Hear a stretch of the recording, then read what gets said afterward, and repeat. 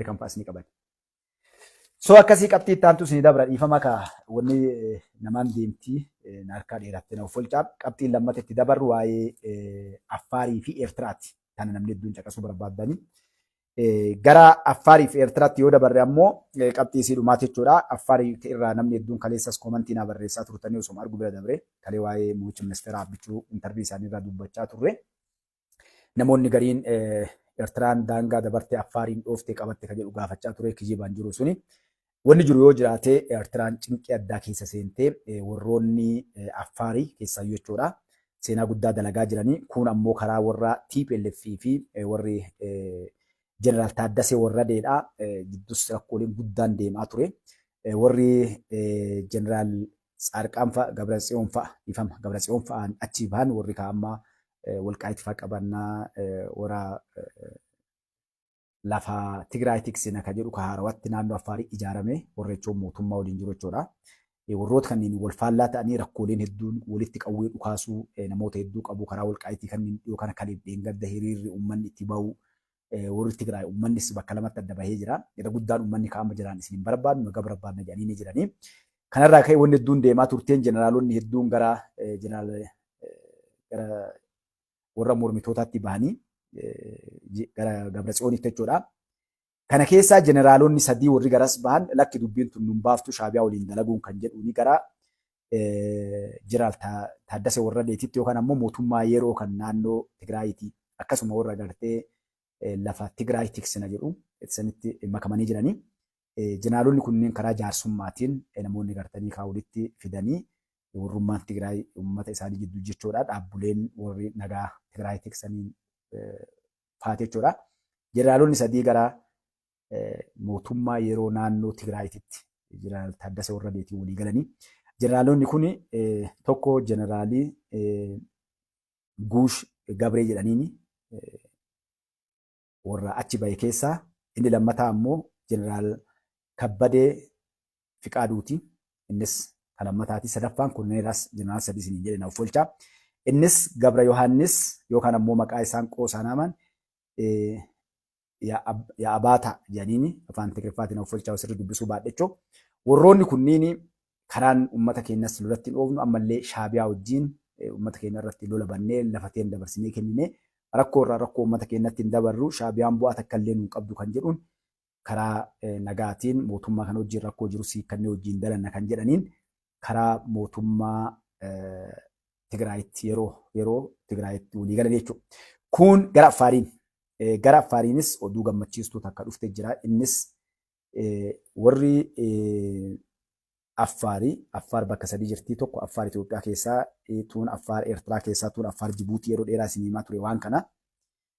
Isa kanarraa ka'ee Affaar keessaa namoonni warri mormitoota bilisa baasaa Affaarii jedhan keessaa namoonni keessaayyuu namni itti aanaa Ibraahim Usmaan kan dhaaba bilisa baasaa Affaar jedhu sanii asiin dura ganuudhaan gara Shaabiyaatti yookaan ammoo Asmaratti baqatee ture. Shaabiyaa wajjin dalaguudha jechuudha. Inni kun namni maqaan isaa kan itti aanaa kun jechuudha. Muhammad Darsaan Hummuu jedhaniin itti aanaa bilisa baasaa warra Eertiraa jedhee Tigraay dhiifama Affaarii isa katee achi deemee isa santu deebi'ee Asmaraa keessaa gara Affaaritti deebi'ee jechuudha.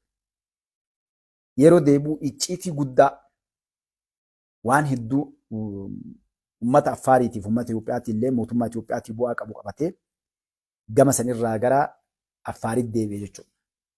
Yeroo deebi'u sababni inni deebi'ee waan intarvii irratti kennan keessaa wanni achitti tahaa jiru nuti ka Affaariin qooduu fi ilmaan Affaarii lafa Affaarii illee gara miidhaa kalee godhamaa jiru irratti akka nu wal nyaannu wal fidhu nuti Affaar obboleewwanii nu obboleewwan keenyallee kan wal nu nyaachisu kan qoodu ka gabrummaa jalatti gara nu fageessuu fi yaanni Asiyaas Afeworqii qabatee deemaa jiruun isa hamaa tokkoffaan kan inni kaa'e Tigraay qabatee eega Tigraay dhuunfatee of jala deebisee harka galfate deebi'ee Tigraay qabatee nu dha'uudhaaf mootummaa Asmaraadhaa Asiyaas Afeworqii dalagaa ture kan argadhe kan jedhuun akka malee wanni Asiyaasiin rifachiisee fi daangaa isaanii irrattis rakkoon guddaan ni galaaf Eertiraan rifatte keessaa isa kanaa jechuudha. Inni kuni wanni isaan lafa kaa'atan warroonni bilisa baasaa Affaariitii fi dhaaba dimokiraasii Bahara Diimaa Affaarii kan jedhu dhaabbileen kunniin walii galuudhaan amma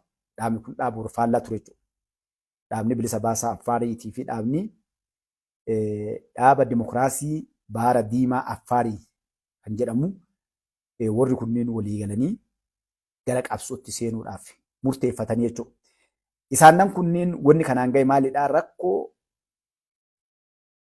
warri mootummaa gamtooman mirga ilma namaatiif dhaabbatan hedduun isaanii asiin dura akka ibsa baasanii dhiibbaa waan kana isiniin tuqee dura asiin dura dhiibbaa uummata Affaarii keessaayyuu Eertiraa keessa jiru irra gahaa jiru irratti yeroo baay'ee ibsa baasanii turanii. Isa kanaan wal qabatee biyyoonni hedduun warra mormitoota Eertiraa kan ta'an keessaayyuu warra gartanii bilisa baasaa Affaarii jedhu kanaa fi dhaaba dimokiraasii Bahara Diimaa Affaarii kan jedhu kunniin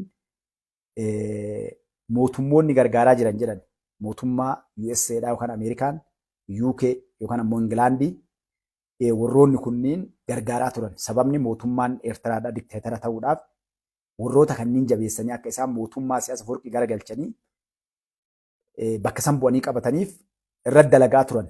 Kana dabalachuun amma biyyoonni akka warri ammas dabalanii gargaaraa jiran UAE yookaan ammoo Arab Emireetii, Suud Arabiyaa, Israa'el fi akkasuma UK fi Ameerikaanis itti hirmaachuun waan kana gubbatti warra kana jajjabeessanii akkaataa isaan gartee mootummaa siyaasa forqii achii buqqisaniif irratti dalagaa jiran jechuudha. Dhaaba bilisa baasaa uummata Affaarii kan jedhu kan Itoophiyaa keessa jiruu fi Jibuutii keessa jirullee warra kanatti dabalanii jechuudha.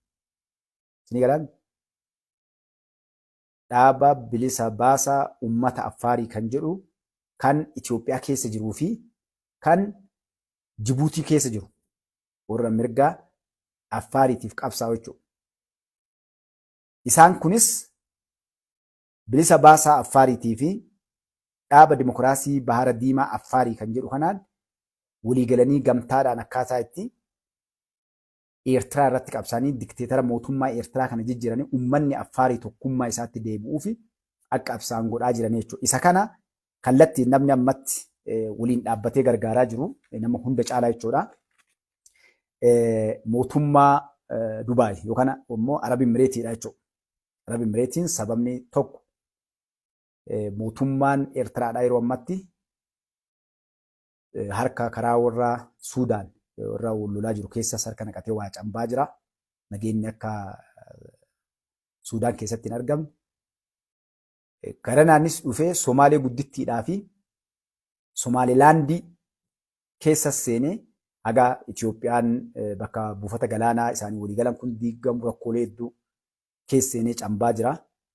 Kunis deebi'ee haga Jibuutii fa'aan baatu ammallee Gibxi wajjin waan guddoo taphachaa jira. Walumaa galatti gaanfa Afrikaa kana keessa nageenya akka hin buunee fi bakka hundatti ibidda qabsiisuudhaa fi hori'aa jira jechuudha. Kun Arab Emireetiin ammoo rakkoolee naannoo kanneen jiran keessaayyuu galaana diimaa irratti waan walii hidhatee markaboota gara 700 fooyi namni waan kana wanta godhu Arab Emireet waan taateef kana nagaa buusuu dantaan mataa isii illee jira jechuudha. Arab Emireet illee warroota dalagan kana keessatti biyyi hunduu dantaa mataa ofii qabdi.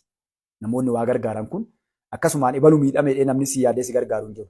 Bu'aa biyya ofii mataa ofiitiif biyyoonni hundinuu gartee siyaasa keessa seenaniitiin yookaan camban yookaan tolchanii jechuudha. So kanaaf amma kanaan wal qabatee kan namuu dantaa isii jalaa baddu kanaan irraa kan ka'e Arab Emireetiin keessaayyuu warroota kana keessaayyuu gartee warra bilisa baasaa Affaar Itoophiyaatiif Jibuutii jedhu kanneen karaa meeshaa lolaatiin karaa gorsuu waan adda addaatiin kallattiidhaan gargaaraa jirti jechuudha. Gama kaaniin ammoo karaa warra dhaaba dimokiraasii Bahara Diimaa Affaarii warra jedhuu fi bilisa baasaa Affaarii kan jedhu kan Eertiraa keessaa lolu jechuudha. Warri kun isin haa galu adda isin haa bahu warri kun warri dhaaba Bahara dimokiraasii Bahara Diimaa Affaarii kan jedhu kun isinii galaa isinitti himu kana tokko kun warra bilisa baasaa Affaarii jedhu kun ammoo warri bilisa baasa Affaarii jedhu kun warra Eertiraa keessatti argamu jechuudha. Kabiraa immoo bilisa baasa Affaarii jedhees jira.